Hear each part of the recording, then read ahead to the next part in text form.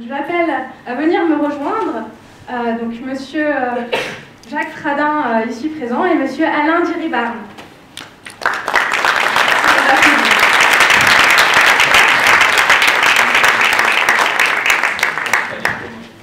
Comme vous le souhaitez. Chacun sur sa banquette. On va être deux là-dessus, je pense. Oui. Bah écoutez, merci beaucoup à tous les deux. Je vais vous laisser un micro chacun quand même.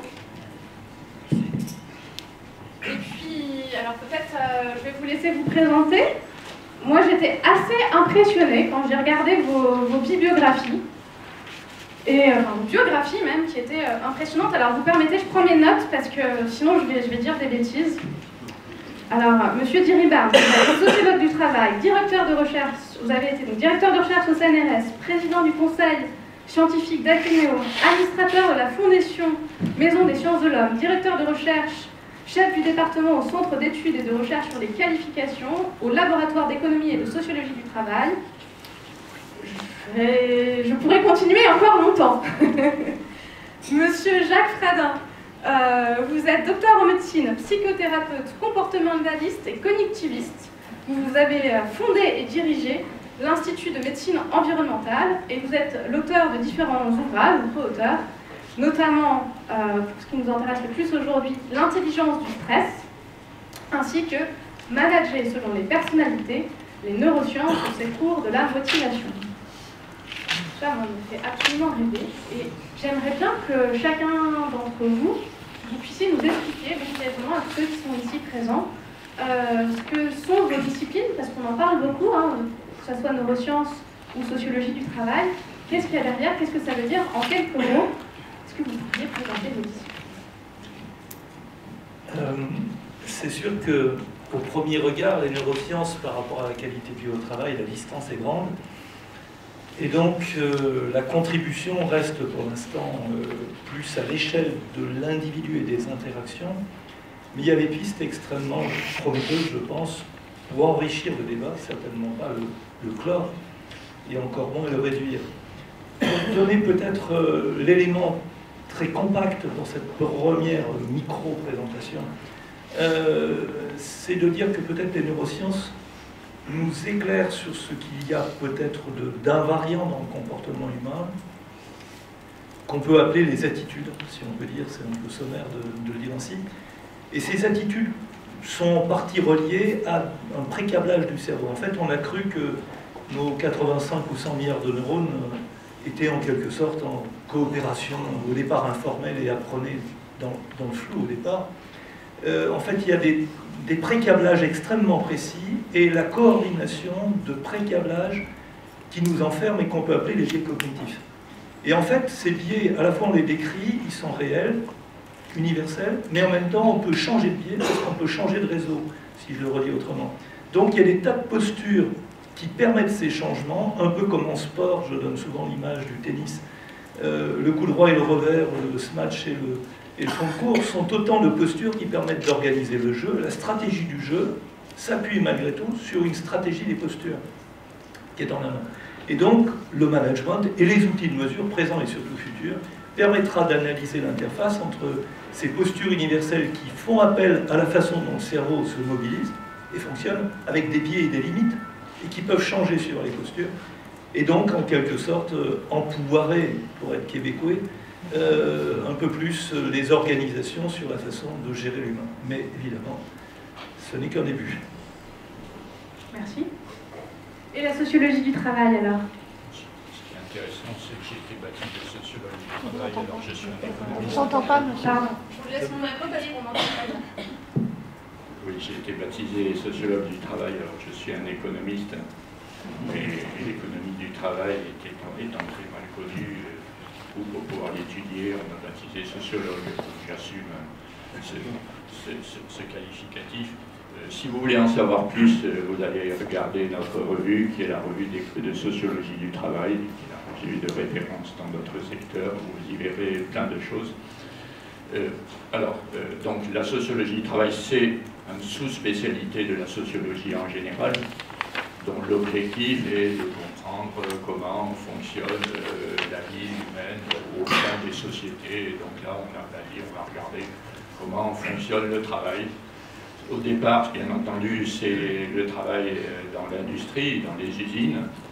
La grande école de référence, c'est l'école anglaise, l'école d'Aston, qui a commencé à regarder tout ça, comment fonctionnait le travail, en particulier dans les mines anglaises, pour regarder comment le taylorisme était amené à faire utiliser les gens dans une organisation du travail d'un certain type.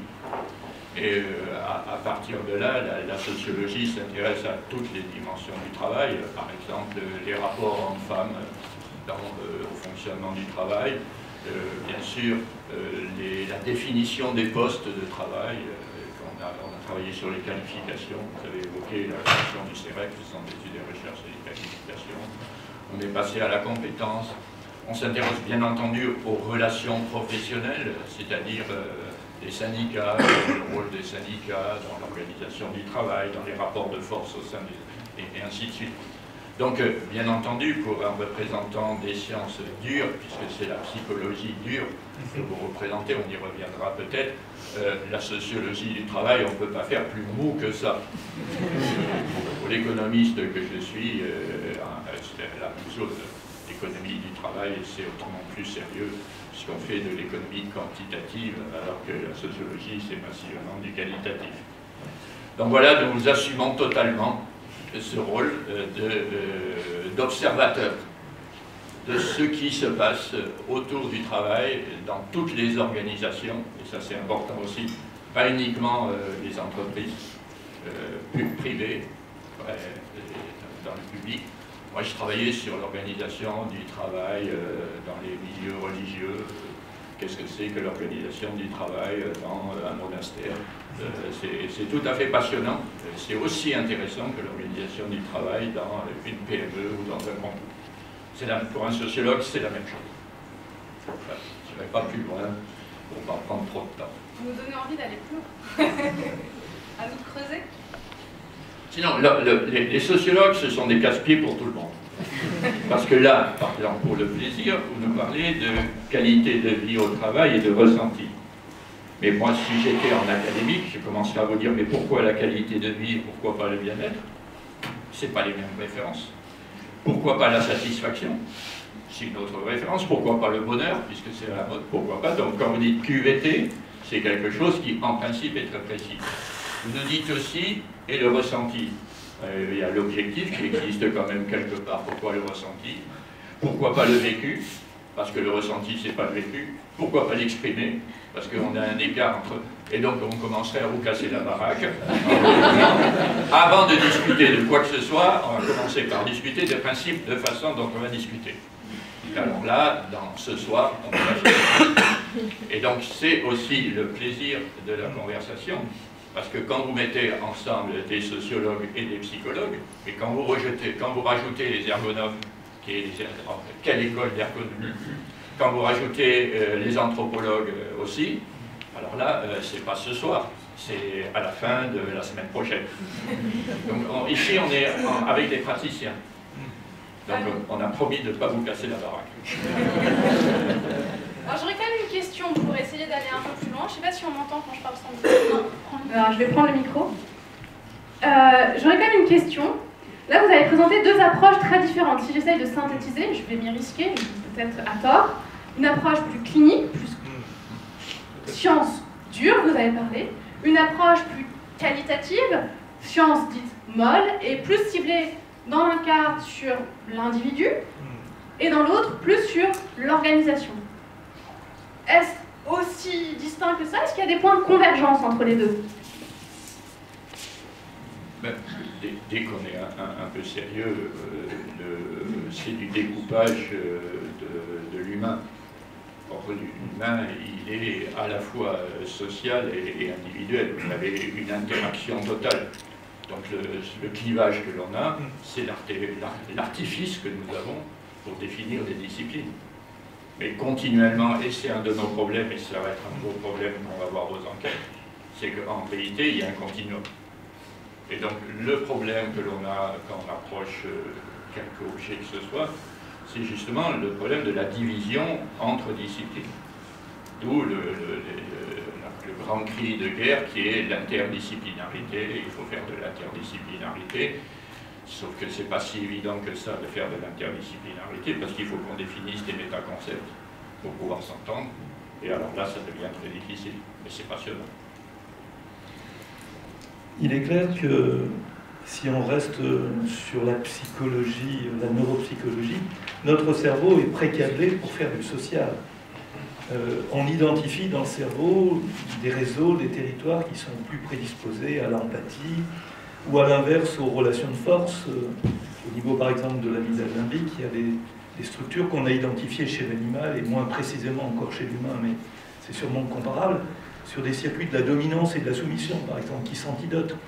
Donc quand on active, je ne sais pas moi, dans la vie sociale ou professionnelle, des rapports de compétition et des rapports de force, on branche des systèmes de fonctionnement qui débranchent par exemple en partie le cortex préfrontal, donc la vision à long terme, l'empathie. On s'aperçoit qu'il y a des tas d'antidotes et à l'inverse de leviers d'activation qui touchent bien entendu le ressenti d'abord, l'individu, mais dans une certaine mesure, non pas le social au sens vrai du terme, mais la représentation qu'on a du social ou les facteurs de motivation du social. Donc clairement, c'est des éléments qui se rejoignent terriblement et la frontière entre les deux est assurément artificielle. Par contre, coopérer est compliqué. Alors on va peut-être le voir sur un cas plus concret. Je vous propose d'avancer dans cette matinale et de voir ce qu'on met un petit peu derrière la mesure de la qualité de vie au travail. Alors effectivement, on pourrait discuter des termes, ça pourra peut-être faire l'objet du débat ultérieurement. Mais je vous propose déjà de regarder quelles sont concrètement les façons qu'on trouve aujourd'hui de mesurer cette qualité de vie au travail. Quand on a fait notre panorama, on a identifié en fait 4 grandes typologies, disons, de façon de procéder. Une première façon qui arrive est le fait d'utiliser directement des indicateurs RH, des indicateurs plus ou moins factuels, en tout cas directement mesurés en termes par exemple de taux d'absentéisme, ou encore de turnover, ou encore de taux d'implication dans les formations, de taux de remontée sur certains indicateurs bien spécifiques et qui ont souvent un lien relativement direct avec la performance, au sens cette fois-ci plutôt économique, de l'organisation et de l'entreprise. Première série de façons de mesurer. Une deuxième façon d'analyser est de passer cette fois-ci plutôt par un biais qualitatif, en réalisant des entretiens qui peuvent être des entretiens individuels, mais aussi, et de plus souvent, des entretiens aussi collectifs, en petits groupes. Et enfin, troisième catégorie, excusez-moi, on retrouve non plus des éléments quantitatifs, mais des éléments, des éléments non plus qualitatifs, mais quantitatifs au travers d'enquêtes et de baromètres, où là, cette fois-ci, on va passer par des questionnaires, des questions, des sondages, on va voir qu'il y a différents aussi vocables qu'on pourrait utiliser pour aller avoir une analyse statistique, cette fois-ci, sur des sujets bien identifiés. Et enfin, quatrième catégorie, on retrouve dans des éléments qui se vont passer par les nouveaux outils, notamment les réseaux sociaux qui se mettent en place, avec tout ce qui va être notation employeur, notation de marque, par le biais d'anciens collaborateurs ou collaborateurs actuels qui viennent apprécier l'entreprise dans son ensemble et son image sur les réseaux. Voilà les 4 grandes familles qu'on a pu identifier. Et on s'est un petit peu focalisé ensuite sur ces outils dits de mesure quantitative. Et on a repéré comme ça 4 grandes typologies d'outils qu'on peut classer en fonction, disons, de la finalité du pourquoi on réalise la mesure et de qui porte la mesure.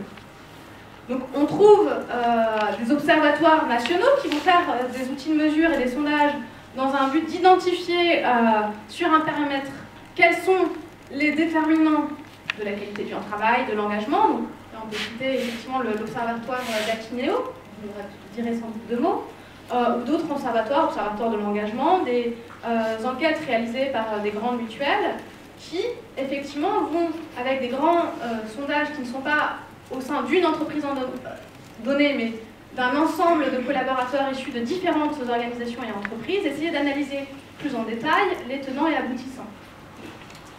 À côté de ces observatoires nationaux, on trouve effectivement d'autres types d'analyses. On trouve des classements dits employeurs. Là, la finalité est clairement de classer, de comparer des entreprises sur à la fois des questions, des retours des collaborateurs directement, et sur une analyse plus en finesse, parfois des enjeux organisationnels au travers dits d'audits. On a ainsi une troisième catégorie d'acteurs qui font des cabinets d'audit social, qui dans le cadre de leur mesure de la qualité de vie au travail, vont passer par des entretiens qualitatifs, mais aussi utiliser des enquêtes quantitatives pour étayer leur diagnostic. Quatrième catégorie, plus nouvellement arrivée en tout cas en France, c'est la catégorie des nouveaux outils digitaux. On trouve dans cette catégorie des acteurs qui ont mis en place et qui proposent des plateformes digitales qui sont souvent directement à la main ensuite de l'entreprise pour administrer, diffuser des questionnaires, des questions, des sondages, des baromètres, bref, pour rester simple, des enquêtes, de manière non plus seulement ponctuelle, annuelle, mais continue tout au long de l'année. Alors je m'arrête là, et puis j'aimerais bien un petit peu un premier retour de la part de nos deux experts. Pour vous, pourquoi mesurer, quel est l'intérêt pour l'entreprise d'avoir une mesure de la qualité de vie au travail? Peut-être première question. Oui. Je pense que dans un monde global, mouvant, incertain, complexe, et où l'intelligence artificielle mange de plus en plus les métiers, comment dire, qui donnent un certain sentiment de stabilité, donc de tranquillité, qui permettait en quelque sorte d'avoir une césure entre le travail et la vie privée plus facile. Je pense que le ressenti est un élément essentiel, puisque la motivation, qui s'appuie beaucoup sur l'émotion, comme le nom l'indique, ça a la même racine et c'est pas un hasard, devient un levier essentiel à la fois pour se mobiliser, pour agir, dans un monde où, encore une fois, les références aussi bien d'image sociale que de connaissances et de compétences se dissolvent, et également de résistance au stress, puisque le stress est largement lié à l'incertain et à la non-maîtrise. Donc je pense que le ressenti fait partie de cette vaste dimension de ce qu'on appelle un peu de façon floue l'intelligence émotionnelle, qui va assurément se trouver au centre, qui est déjà, mais qui va se trouver de plus en plus au centre de la gestion des entreprises. De là à dire que c'est facile à gérer, c'est un autre sujet. Je propose d'avoir une deuxième question. Peut-être avant votre retour également, monsieur Djibam. Sur celle-là, il y a d'abord votre question, c'est pourquoi on s'intéresse à la qualité de vie au travail. C'est parce que on est dans une société qui s'intéresse aux questions de qualité de vie très largement, puisqu'on s'intéresse également à la qualité de vie des animaux. Donc c'est quand même pas idiot de s'intéresser à la qualité de vie des humains. Voilà. C'est la moindre des choses. En plus, on sait qu'on a vu monter toute la question du stress au travail, du mal-être au travail, tout ce que l'on voudra. Et vous avez évoqué Actineo. Quand on a commencé à créer Actineo, ça fait maintenant, je ne sais pas, 13 ans ou 14 ans, quand on a dit, quand ceux qui ont créé Actineo ont dit, mais peut-être que pour s'intéresser au travail, il faudrait s'intéresser à la qualité de vie, on nous a répondu, démontrer que vous avez une relation entre la qualité de vie au travail et la performance de l'entreprise. Je rappelle, on a été voir l'INSEE, on nous a dit ça ne nous intéresse pas. On a été voir la DARES, qui est le service statistique du ministère du Travail, et ils ont dit c'est peut-être intéressant, mais c'est hors de notre sujet. Donc si vous voulez le traiter, vous n'avez qu'à le traiter vous-même. Et c'est pour ça qu'on a créé l'Observatoire d'Actineo. Donc c'est pour vous dire que c'est récent, cette question-là.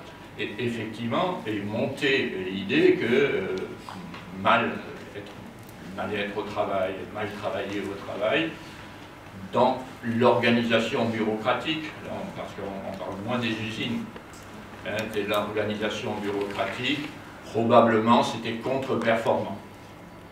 Voilà. Parce que vous avez des bugs dans le travail collectif, on voit bien que c'est là qu'on voit l'arrivée de la sociologie, c'est qu'on est sur des performances collectives au-delà des performances individuelles. Donc, du coup, on s'est intéressé à tout ça, et aujourd'hui, c'est devenu une banalité. Donc, toute entreprise, toute organisation qui ne dit pas qu'elle s'intéresse à la qualité de vie de ses collaborateurs est considérée comme une organisation qui n'est pas intéressante. Et donc, vous avez dans votre typologie, peut-être on y reviendra, elle est tout à fait intéressante, la typologie, parce qu'on voit bien que les outils ont une relation avec l'objectif que l'on a. Et que donc, une bonne partie de tout ce que vous évoquez comme outils sont des outils, en réalité, liés au management. C'est-à-dire à la performance de l'organisation. Et il ne faut pas se cacher derrière les doigts. L'objectif, ce n'est pas la qualité de vie au travail. L'objectif, c'est la performance de l'organisation. Si je veux pousser le trait, on ne mesure pas pour mesurer la qualité de vie au travail, on mesure pour améliorer la performance de l'organisation. Aujourd'hui, que ce soit les organisations publiques ou privées à des fins de profit ou pas de profit, la question qui est posée à toutes les organisations, c'est son efficacité. Et en réalité, ce n'est pas l'efficacité, je reviens, c'est son efficience. C'est-à-dire, on dit, voilà, on vous donne des objectifs, alors ce sont des objectifs qui peuvent être des taux de retour d'investissement, tout ce que vous voulez, ou la baisse de votre budget. Et au regard de ça, vous allez vous débrouiller avec les moyens, dont vos moyens humains. Et donc, du coup, le management, quel qu'il soit, y compris la haute administration, il va avoir comme cahier des charges de faire en sorte qu'avec les moyens qu'on lui donne, il va faire mieux avec moins. Et donc le cahier des charges aujourd'hui, c'est faites mieux avec moins. Et donc faites mieux avec vos collaborateurs, avec moins de collaborateurs, et trouvez une organisation astucieuse qui va permettre de faire mieux avec moins. En fait, le vrai cahier des charges, il est là. Il ne faut pas se cacher derrière ses doigts. Ceci dit, il n'y a aucune honte à avoir ce cahier des charges. J'aurais tendance à dire qu'une organisation est un organisme vivant comme un autre, d'ailleurs constitué d'organismes vivants qui sont les humains, et elle cherche à assurer sa propre survie. Et si je peux dire, le fluide porteur d'énergie de l'organisation, pour l'instant, ça s'appelle l'argent. Donc on comprend qu'elle s'intéresse à ce sujet-là de façon première. À l'inverse, les individus que nous sommes, consommateurs, électeurs, acteurs, clients, sous-traitants, etc., avons nous-mêmes nos propres critères pour pouvoir nous engager ou pas dans cette organisation, coopérer avec elle. Donc c'est un équilibre permanent. Alors si je reviens sur la notion de ressenti, j'y ajouterai la notion de sens. Plus on passe dans ce qu'on peut appeler un système 1 ou un mode automatique du cerveau dans lequel on mobilise plutôt des compétences en circuit court et qui nécessitent moins d'énergie, moins de concentration, plus on peut se permettre de faire des choses machinalement et on attend que le soir arrive pour retrouver du sens à sa vie. Soit on doit faire des choses plus impliquantes qui débordent, puisqu'on sait que la vie numérique aujourd'hui fait que tout s'interpénètre, et la question du sens devient de plus en plus cruciale. Et plus on veut faire des choses intelligentes, plus on veut mobiliser le cortex préfrontal, notamment le grand chef d'orchestre du cerveau, plus des travaux récents confirment ce qu'on savait déjà intuitivement, que la perte de sens, c'est aussi la perte de motivation, donc d'énergie. Donc exposer davantage à des risques de démotivation, voire de burn-out dans les formes les plus extrêmes. Par exemple, le cortex préfrontal, deux choses, ne travaille que si on en a envie. Étude de Olivier Houdet, clé en 2000, qui montre que suivant la façon dont on pose la question à des gens pour résoudre des tests de logique, 10% résolvent quand on leur demande d'aller vite et de montrer qu'ils sont bons, et 90% quand on leur laisse le temps et qu'on leur demande de réfléchir à ce qui est dit. Dans le même temps, on ne gagne pas du temps dans le premier cas. On passe le même temps pour échouer dans le premier cas, pour réussir dans le deuxième. Ça veut dire que si le management nous met trop la pression, il nous rend bêtes. C'est donc l'intérêt de l'entreprise que de respecter l'intérêt des gens, au sens premier du terme. Le deuxième élément, c'est le cortex préfrontal, travaux de Étienne Quéclin par exemple, à Paris, qui montre que si on n'a pas une intention, le cortex préfrontal, qui est le cœur de l'organisation du cerveau pour résoudre un problème complexe, se situer dans le temps et dans l'espace, respecter les autres, avoir une coopération réelle, donc faire du développement durable, eh bien si on n'a pas de sens, si on n'a pas de finalité qui dépasse le cadre de la survie de l'entreprise, mais qui intègre bien la survie des individus qui sont dans l'entreprise, eh bien, c'est pareil, le cortex préfrontal travaille mal, donc l'entreprise forcément va en pâtir. Donc dissocier les deux, c'est un peu comme si on voulait dissocier la survie des cellules de celle de l'organisme. Ça s'appelle le cancer, et c'est pas bon à long terme, hein, pour tout le monde. Merci. Vous vouliez réagir très brièvement? Oui, très brièvement, parce que, en fait, d'un côté, on voit aujourd'hui rentrer les émotions comme étant une composante de la relation au travail. D'un autre côté, on est en train de sortir de la sociologie pour aller dans l'anthropologie.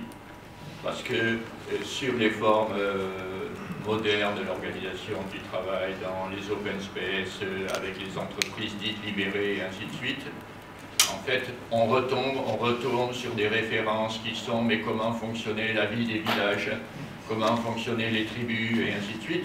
Et ça, c'est les anthropologues. Et donc, ça rejoint quand même les questions de départ. C'est qu'on est obligé, avec l'élargissement complet de la notion de travail, d'aller rechercher dans tout le panel des disciplines que l'on a, quelle que soit la nature, des éléments qui sont, nous semble-t-il, pertinents par rapport aux questions qui nous sont posées par le monde du travail dans les sociétés aujourd'hui. Et en plus, on travaille en comparaison internationale, non seulement avec Tineo, mais dans nos labos, et on voit bien que dans des bureaux équivalents, au point de vue objectif, le vécu est très différent si vous êtes en Angleterre, en France, au Japon, aux États-Unis, ou en Hollande et tout ce que vous voulez. Donc ça vous donne la complexité de la question que vous nous posez. Justement, dans cet univers que vous décrivez, qui est un univers complexe, fait d'interactions croisées avec des disciplines à mobiliser très diverses pour arriver à comprendre ce qui se passe, comment fait-on pour mesurer? Qu'est-ce qu'on peut mesurer? Comment on fait? Vaste question.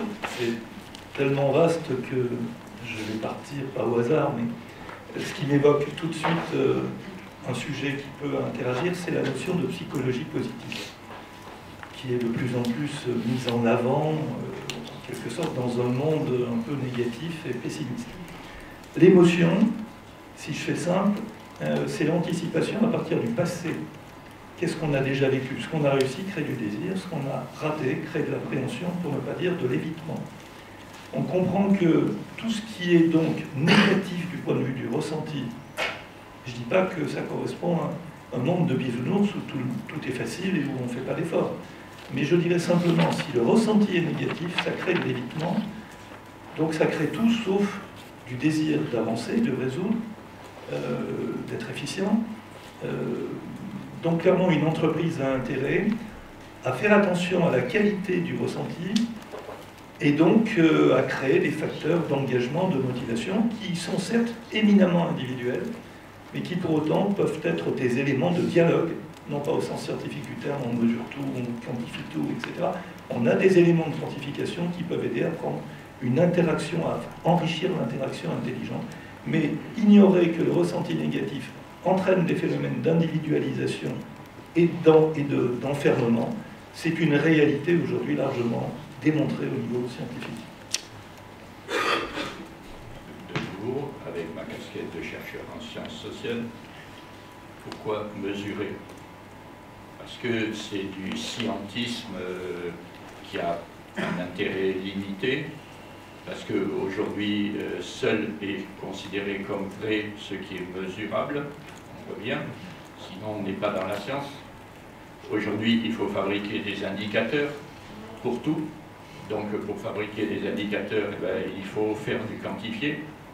Et ensuite, ce que l'on a mesuré est présenté comme la vérité par rapport au subjectif. Je vous renvoie aux 80 km/h et les mesures sur les morts, pas les morts, et tout ce que vous voulez, où on dit tout et n'importe quoi, mais ça n'a aucune importance, on ne sait pas ce qu'on mesure. Et là, en fait, la vraie analyse critique, c'est qu'il faut mesurer, on ne sait pas ce qu'on mesure, c'est pas grave, mais il faut quand même mesurer, parce que quelque part, idéologiquement il le faut, mais aussi de façon pratique, il faut bien des référents. Il faut bien que quelque part on ait un certain nombre de choses sur lesquelles on s'appuie. Et c'est là qu'on va retrouver tous vos modèles de questionnaires et tous vos modèles d'enquête.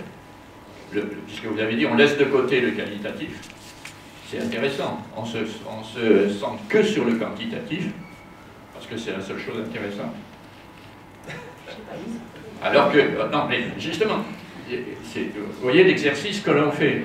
Cet exercice, il a une signification très précise. Il est cohérent avec ce qu'est notre société. Alors j'aimerais vous emmener sur un deuxième sujet, parce que je pense qu'il y a souvent ça en filigrane, c'est que finalement, derrière, on est sur des enjeux managériaux, il me semble. Et quand on a fait l'analyse des différents outils, notamment des outils numériques, dans les outils et les solutions de mesure qu'elle propose, ce qu'on retrouve derrière, il me semble, et elles le mettent elles-mêmes en évidence, c'est l'innovation managériale. Alors, si je me permets de vous remettre un petit peu en contexte, lorsqu'on a fait notre analyse, on a regardé sur ces nouveaux outils des numériques, on a recensé 18 acteurs qui s'étaient effectivement lancés dans la proposition de plateforme de solutions pour mesurer le ressenti des collaborateurs, mais également en soutien pour venir accompagner les évolutions ou accompagner des, je retiens le mot, je cite, des innovations managériales. Sur ces outils, on retrouve en fait un socle commun qui se veut interactif et convivial pour élaborer et diffuser des questions auprès de collaborateurs.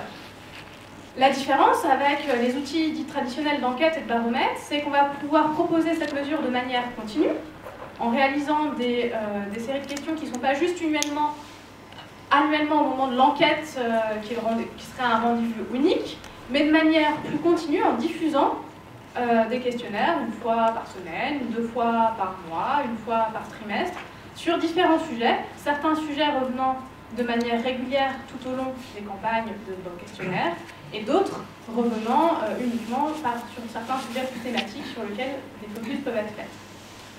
Premier point de différenciation par rapport aux enquêtes traditionnelles, cet aspect continu. Deuxième point différenciant, ces outils sont directement à la main des entreprises. Sur les autres catégories qu'on vous avait présentées, il y avait un cabinet, un acteur de conseil, un acteur qui pilotait la démarche et qui diffusait les questionnaires et qui en faisait l'analyse qu'elle redonnait ensuite aux entreprises. Là, c'est directement les entreprises qui vont pouvoir piloter leur démarche. Elles sont bien sûr accompagnées dans les aspects logistiques et techniques par les acteurs prestataires de ces solutions, mais elles ont la main. Et à côté de ces questionnaires, qui sont généralement la base des solutions proposées, on retrouve différents services complémentaires pour l'accompagnement managérial dont on parlait justement. On va retrouver des espèces de boîtes à outils avec des recommandations pour l'appui aux managers. On va retrouver des outils en termes d'évaluation 360 degrés, d'évaluation descendante et montante. On va retrouver des outils dits de reconnaissance, pouvoir mettre et féliciter, encourager des collaborateurs, que ce soit entre collaborateurs, entre collaborateurs et managers.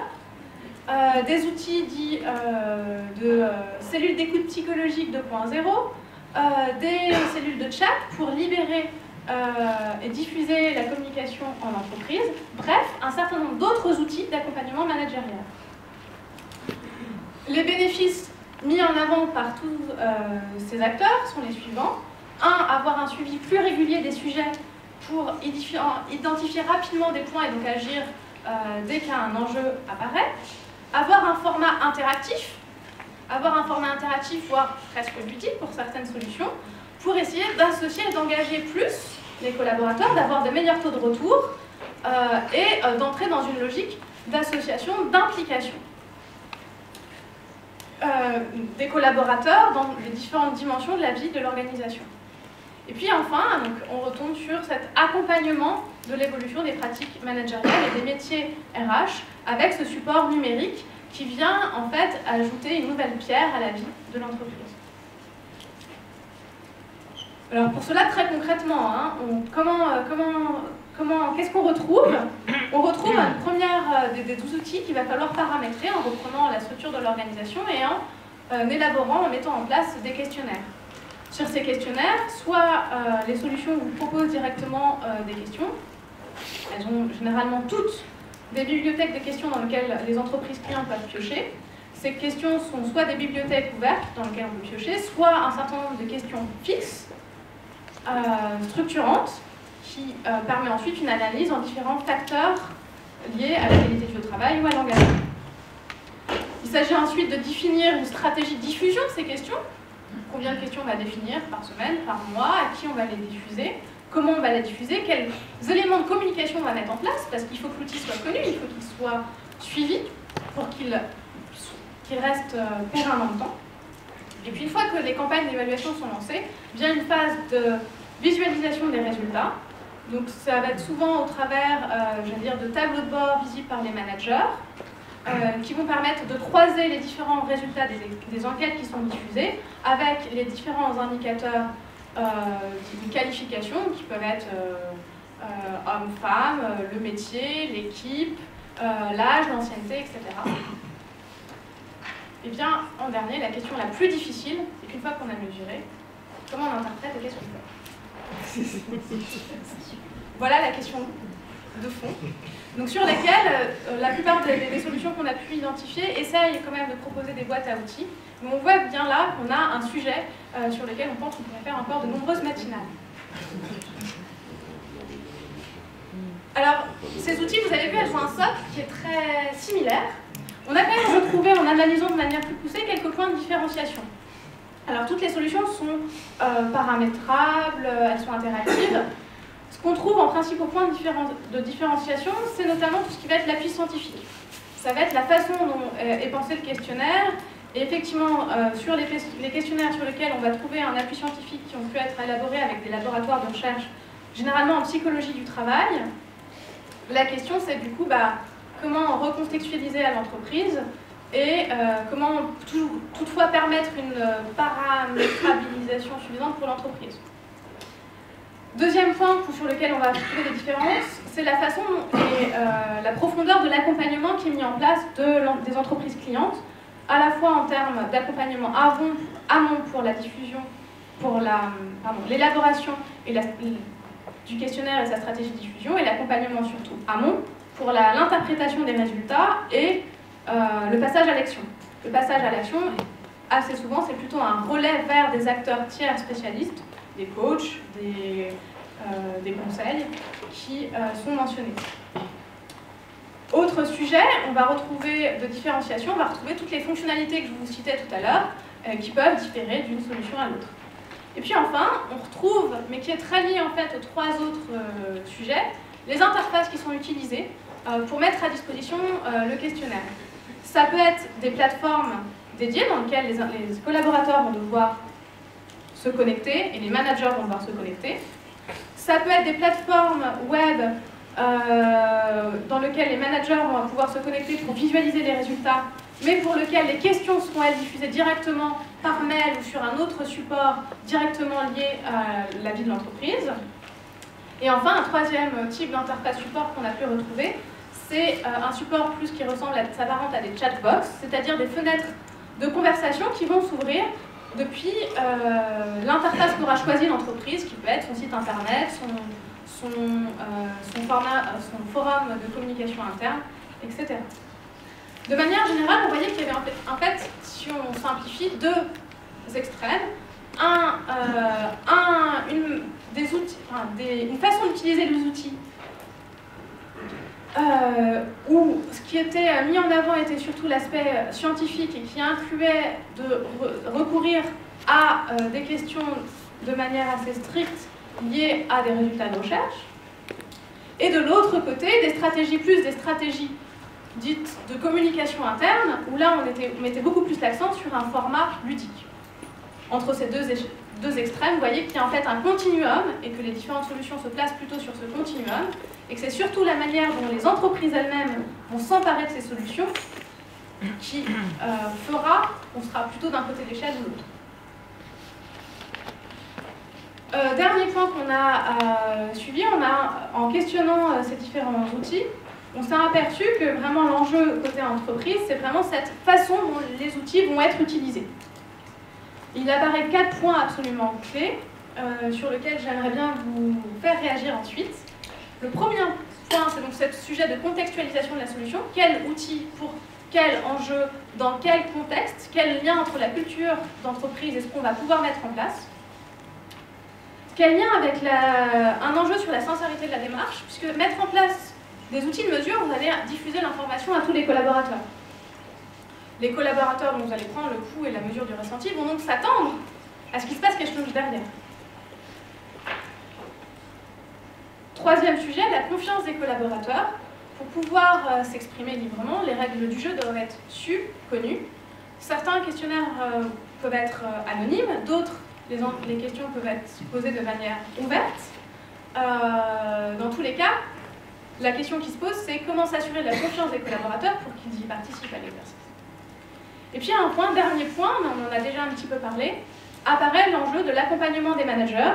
Ces managers qui apparaissent souvent pris entre deux feux, d'une part parce que ces outils impliquent une évolution de leur propre pratique en interne, et d'autre part parce que ces outils vont faire remonter un ressenti de leurs équipes dont ils pourraient être tenus directement responsables par leur direction et les services ressources humaines. Donc quel accompagnement fournir à ces managers? Voilà 4 pistes pour essayer de prendre en main ces différents outils. Et j'aimerais justement, avec les deux experts qui nous ont fait le plaisir d'être là, discuter un petit peu de ces implications de la mesure du ressenti des collaborateurs en termes managériels pour les entreprises. Si je vais intervenir en premier. D'abord, puisque vous avez sélectionné dans tous les types d'enquêtes, vous avez pris celle-là. En fait, on voit bien que ça rentre dans les différentes générations successives de l'entreprise numérisée. On est dans la génération dite du Web 3, et donc on verra celle du Web 4 tout à l'heure si on prend l'intelligence artificielle qui est en train d'arriver.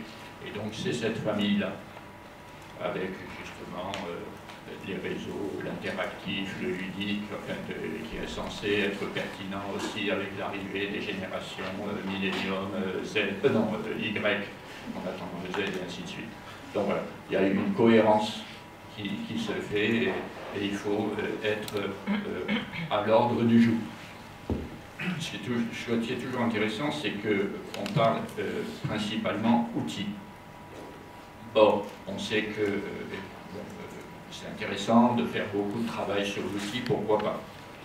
Mais ce que vous évoquez, c'est le plus important.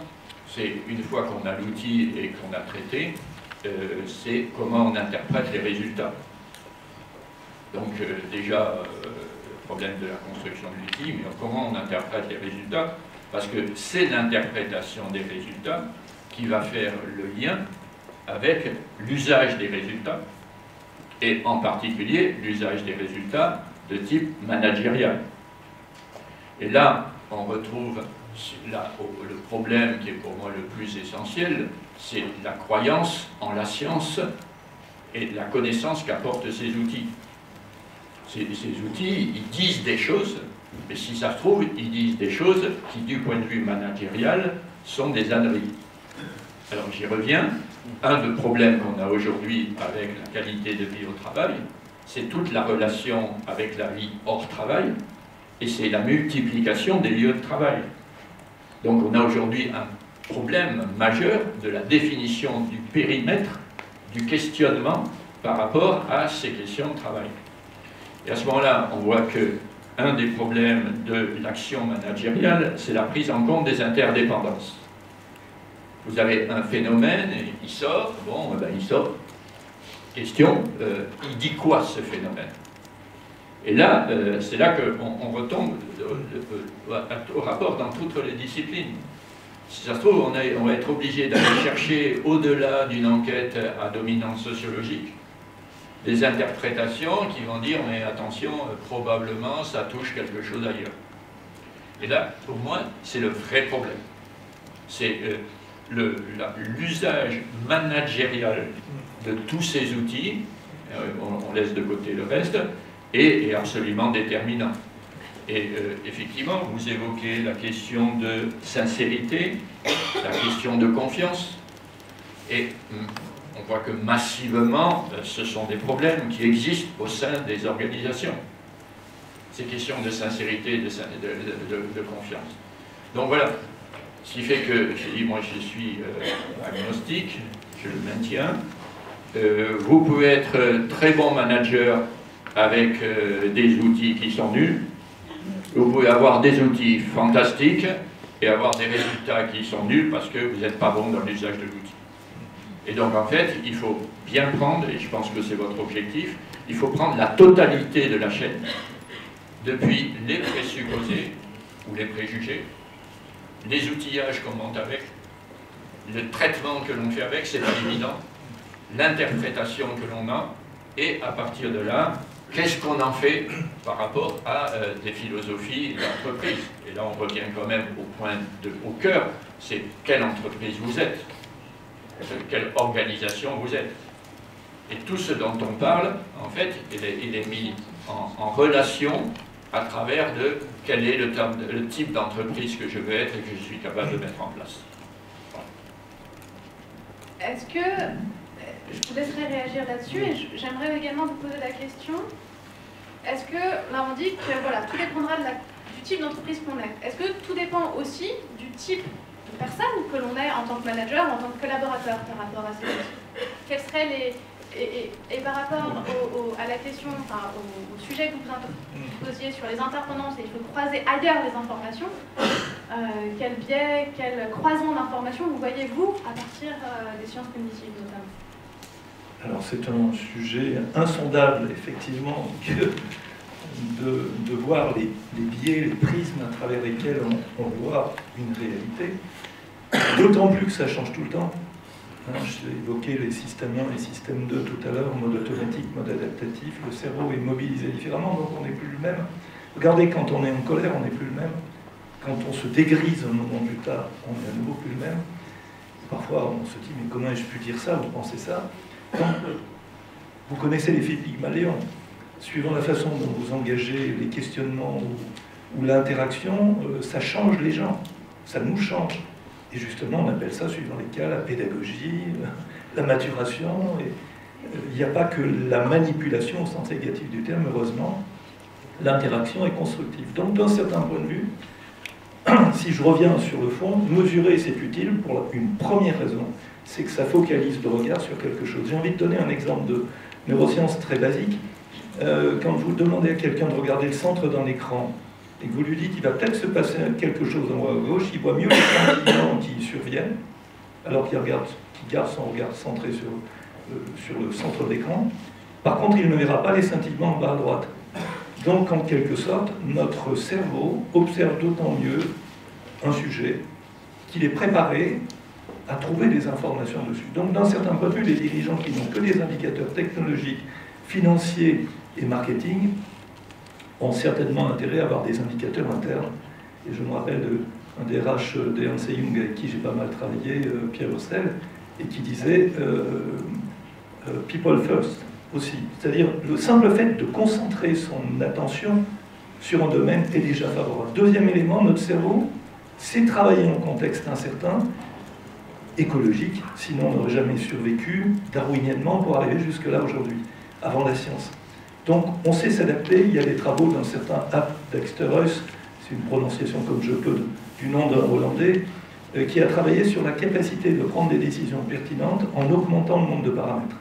Au-delà de 4 ou 5 paramètres, on le sait tous aujourd'hui, on n'est pas bon de façon analytique. Plus le nombre de paramètres augmente, plus la pensée, le mode qu'on appelle global flow, au niveau de mobilisation du cerveau, est pertinent. Non pas parce qu'il est précis, mais parce qu'il oublie moins d'éléments majeurs. Pour ceux qui ont vu sur Internet, vous savez, les gens qui se font des passes de ballon, on compte les passes, mais on ne voit pas le gros singe noir qui passe au milieu, quand on est focalisé, ce qui est quand même embêtant si on manage une entreprise. Eh bien, je dirais, voilà, les outils de mesure, leur première vertu, c'est qu'ils focalisent l'attention. La deuxième chose, et là je redeviens médecin, c'est de le prendre comme un clinicien. Même quand on a des sciences dites dures, en médecine, on appelle ça un examen complémentaire. La vraie décision se prend en live, en interaction avec quelqu'un, parce que ça intègre tout. Sa perception, sa motivation, son contexte psychosocial. On ne soigne pas un diabétique, on soigne quelqu'un qui a un diabète. Et on voit avec lui comment on va pouvoir intégrer des informations. Et puis, donc, ces informations, même si elles ne sont pas validées par des outils structurés qui ont été étudiés et sur lesquels on a pu mesurer des dimensions de normes, donc de comparaison dans l'espace et dans le temps, c'est pertinent. En même temps, on perd cette agilité. Donc, prenons conscience qu'on n'a jamais des outils très solides, mais que ça enrichit, ça agrège en quelque sorte une dimension qualitative dans laquelle le quantitatif vient en adjonction plutôt que l'inverse. C'est un peu ma perception. Oui, non, c'est le complément. En fait, c'est pour ça que la référence à la médecine, c'est y compris tout. Le problème, c'est l'art du diagnostic. Le vrai problème. Et donc, les outils sont des outils au service du diagnostic. Et quand j'enseigne, quand j'ai enseigné en master 2 en gestion, j'ai essayé d'expliquer à mes malheureux étudiants qu'ils étaient de plus en plus formés à des outils. Donc on en faisait des techniciens, alors que le bon gestionnaire est un artiste. C'est-à-dire il est obligé d'intégrer justement tout ce que l'on appelle l'irrationnel. C'est aussi ma discussion avec les ingénieurs. Faire comprendre aux ingénieurs français que l'irrationnel est de la rationalité. Et que tant qu'ils n'auront pas compris ça, ils seront des techniciens et ils ne seront jamais des bons managers. Et c'est là qu'on revient au cœur, me semble-t-il, de notre discussion. C'est que c'est vrai qu'on a des outils, c'est vrai qu'on a besoin, il est important, les enquêtes d'Actinéo de cette famille, c'est des enquêtes qui sont destinées à essayer de comprendre les caractéristiques sociétales françaises. On fait des comparaisons internationales pour comparer avec d'autres, pour dire à des multinationales qui font maintenant ces fameuses enquêtes, ils les font dans le monde entier. Après, ils ont des résultats, ils se creusent un peu la tête pour comprendre de quoi ils retournent, et ainsi de suite. Donc c'est normal. Le monde, et vous l'avez évoqué, le monde est de plus en plus interdépendant dans toutes ses dimensions, et il est voulu comme tel. Il est de plus en plus instable, c'est sa caractéristique structurelle. Notre monde est rentré dans une logique d'instabilité, donc les propriétés de gestion de l'instabilité, les propriétés cognitives de gestion de l'instabilité, pour la qualité de vie au travail deviennent essentielles. Peut-être que vous avez évoqué les questions de compétences. Pour nous, aujourd'hui, ça devient une compétence structurelle normale pour tout le monde. Parce que ceux qui ne se sentent bien ou performants que dans des systèmes stables, en fait, ont aujourd'hui un handicap majeur au départ. Alors après, est-ce que neuronalement, on peut, par apprentissage, faire des progrès pour passer de la stabilité à l'instabilité? Pourquoi pas? En tout cas, c'est l'objet de plein de formations. Les coachs, les trucs comme ça, ils sont là aussi payés relativement cher pour faire ce type de boulot, c'est-à-dire formater des gens qui n'étaient pas formatés pour un modèle d'un certain type pour entrer dans un autre modèle. Et donc là, on revient à la logique d'action managériale. Nous, un des trucs de nos grands plaisirs, alors là en tant que sociologue, si on prend le discours d'une entreprise sur quel est le modèle d'organisation qu'elle veut mettre en place en relation avec les enquêtes qu'elle fait, et qui sont les profils des managers. Et là, on a vite fait le diagnostic. La proximité entre le type de personne, et y compris sa personnalité, au sens global du terme, tel que tu l'évoques, il y en a qui sont psychorigides, psychopatho, tout ce que vous voulez, et on les met à la tête de services, ils doivent être travailler avec empathie, et ainsi de suite.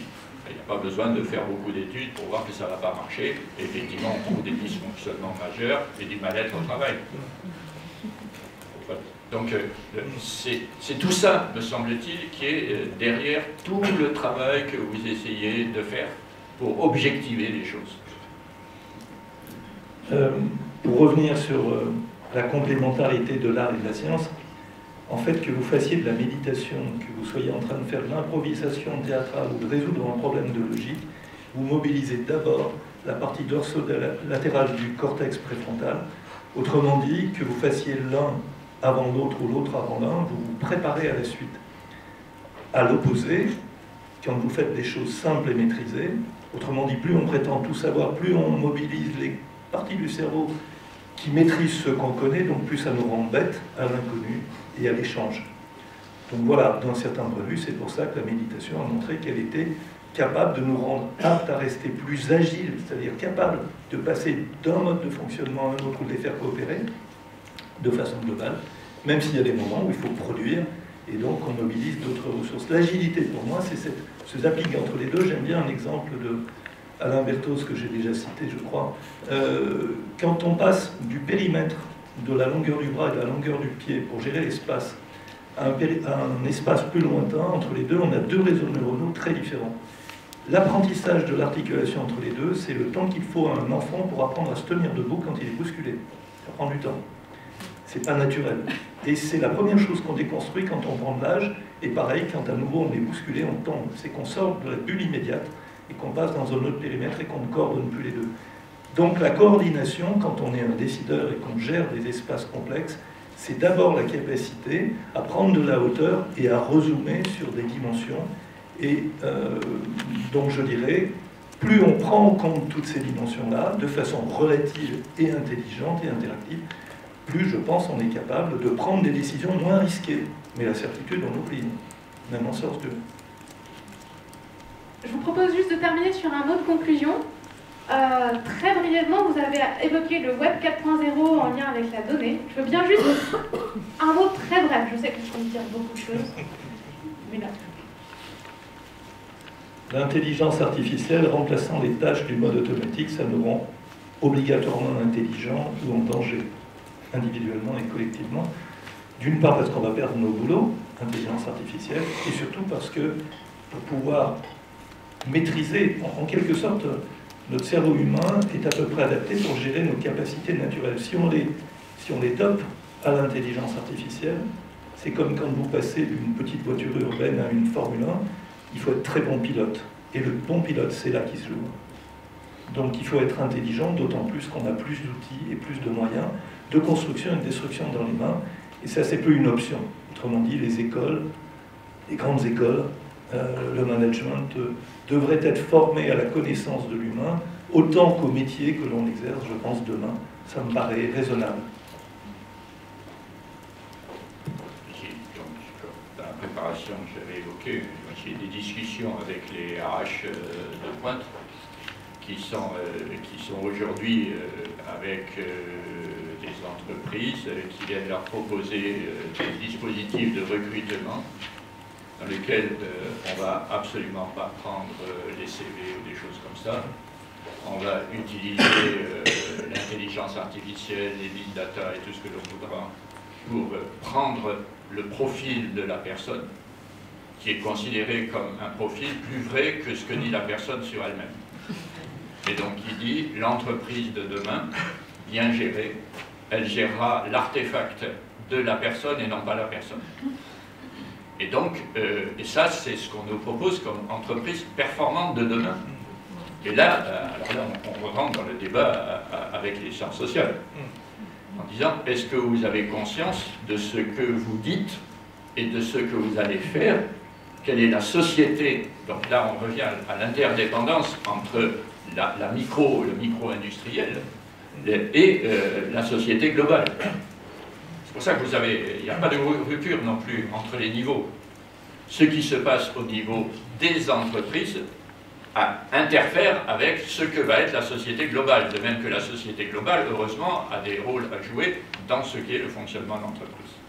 Et donc, c'est pour ça que j'évoquais le Web 3 et le passage au 4.0, avec l'arrivée justement des big data et l'intelligence artificielle. On dit maintenant, on va définir les profils de chacune des personnes. On va définir les profils artificiels des collectifs. Et c'est ça qui va constituer l'entreprise performante de demain. Maintenant, je livre ça à votre méditation pour savoir si c'est vous qui allez mettre ça en place. Moi j'ai fini. Vous êtes plus jeune, donc voilà. C'est votre challenge. Je propose de terminer là-dessus, vu l'heure. Et puis je passe la parole à mon président pour un petit mot de la fin avant la séance de speed dating networking. Merci beaucoup. Alors, ni un mot de la fin et sûrement pas une conclusion, hein, parce qu'on voit que les débats ont été très riches. Je pense qu'on ne regrette pas du tout d'avoir choisi cette question qui a suscité pas mal de débats et pas mal d'interrogations. Moi, je retiens 2-3 choses malgré tout. C'est donc une question essentielle que celle de la mesure. Alors, voilà, en tant qu'ingénieur, évidemment, personne n'est parfait. Je suis particulièrement sensible à cette question de la mesure, mais l'adage qui dit ce qui ne se mesure pas ne progresse pas est assez en phase quand même avec notre vision actuelle de la société et la façon dont on prend les décisions. Et ce qu'on peut retenir de cette matinée quand même, c'est de se dire qu'il y a quand même du boulot pour faire en sorte que cette mesure ne soit pas, comment dirais-je, une justification, voire même une manipulation, mais serve vraiment l'objectif qui est de créer une dynamique de progrès. Hein, et c'est là où les questions commencent à se poser. Donc qu'est-ce qu'on mesure? Alors j'ai noté des mots à la volée: la satisfaction, le bonheur, l'efficacité, l'efficience. Voilà, quelques questions auxquelles il faut effectivement se poser. Hein. Vous avez ouvert ce champ de questionnement qui est assez intéressant. Et puis comment on mesure le qualitatif, le quantitatif, par quel outil, des enquêtes, que sais-je encore, en ligne ou pas en ligne. Et là, ce que vous nous avez dit, c'est il faut que ça soit cohérent avec les objectifs qu'on poursuit. Bon, déjà, c'est assez clair. Deuxièmement, que ça soit quand même situé aussi dans la société dans laquelle on est aujourd'hui. Vous avez parlé de méthodes plus ou moins ludiques en fonction du public auquel on s'adresse. Bon, nous, on est assez en phase avec cette vision dans laquelle il faut contextualiser les objectifs, mais aussi contextualiser les outils. Donc, c'est évidemment forcément à prendre en compte. Et ça va à l'encontre de l'outil universel hein, qui permettrait de mesurer tout sur tout et qui soit applicable et bon pour tout le monde. Donc ça veut dire qu'il faut se mobiliser pour réfléchir à quelle est la culture de l'entreprise, quels sont les objectifs qu'on poursuit, quelle est l'organisation, avant de se précipiter vers un outil quel qu'il soit, même s'il a fait le bonheur de l'entreprise d'à côté, c'est pas du tout obligatoire que ça fasse le nôtre. Après, l'important, c'est finalement ce qu'on en fait. Et ça aussi, ça paraît à la fois évident, mais en même temps, c'est sans doute la partie la plus délicate des choses. Comment on interprète, comment on passe à l'action. Et là, donc, ça devient du management, ça devient de l'art, ça devient de l'humain. Bon, je note avec satisfaction que vous ne croyez pas, vous non plus, que l'intelligence artificielle va remplacer les humains. Je dirais même que dans la vision qu'on peut avoir, donc c'est compliqué, hein, mais j'espère que ça ne vous a pas découragé de le faire. Au contraire, c'est compliqué, mais il faut le faire. Et c'est important de le faire, parce que, ça focalise le regard sur quelque chose qui est essentiel et qui est plus généralement absent des tableaux de bord aujourd'hui des décideurs. Quand on regarde les tableaux de bord, on a l'excédent brut d'exploitation, éventuellement la concurrence. Et l'humain, au mieux, on le trouve avec une ligne sur les accidents du travail. Bon, c'est bien, hein, il faut s'en préoccuper. On a fait beaucoup de progrès dans la matière, mais on a sans doute beaucoup plus de progrès à faire en élargissant le champ. Donc il faut le faire. Et en plus, ça ouvre des nouveaux espaces de discussion. On l'avait déjà noté dans les opérations pilotes. Hein, le premier retour, c'est de se dire oulala, mais finalement, ça nous a obligés à mettre autour de la table les directions des ressources humaines, les directions immobilières, les directions de l'environnement de travail, les directions générales, voire même les services généraux, le nettoyage, etc. Les DSI aussi. Donc des services qui finalement n'ont pas l'habitude de coopérer sur les sujets qui est pourtant essentiel, hein, qui est l'humain, surtout dans les entreprises tertiaires. Et ça apporte des espaces de discussion nouvelles, des nouveaux espaces de coopération dont on a besoin, donc de la fluidité, du dialogue, et nous on en est persuadés en tout cas que ça peut créer une société, alors avec un petit S entreprise, mais avec un grand S, une société en général, plus humaine et plus efficace. On pense que c'est pas du tout contradictoire. Ça passe simplement par le sens, et vous nous avez rappelé que le sens, c'est pas seulement regarder ce qu'il y a derrière nous, mais c'est plutôt regarder ce qu'on a envie de construire ensemble devant nous, et que ça, c'est l'élément essentiel du management et du, j'allais dire, vivre en société en général, et y compris dans l'entreprise.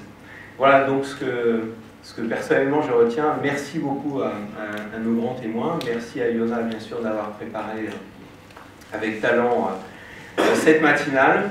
Et maintenant, je vous propose d'aller voir nos apporteurs de solutions pour dialoguer avec eux, peut-être avoir des démonstrations, et puis pour ceux qui les souhaitent, continuer bien sûr à dialoguer autour d'un hôtel, je crois, qui est cette fois-ci à l'extérieur.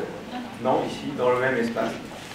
Donc voilà, si vous pouvez rester, nous allons continuer à poursuivre ce dialogue. Et bien sûr, préparez-vous à une autre matinale sur un sujet qui n'est pas encore choisi et qui nous permettra comme ça d'ouvrir des horizons nouveaux. Merci de votre participation et de votre attention.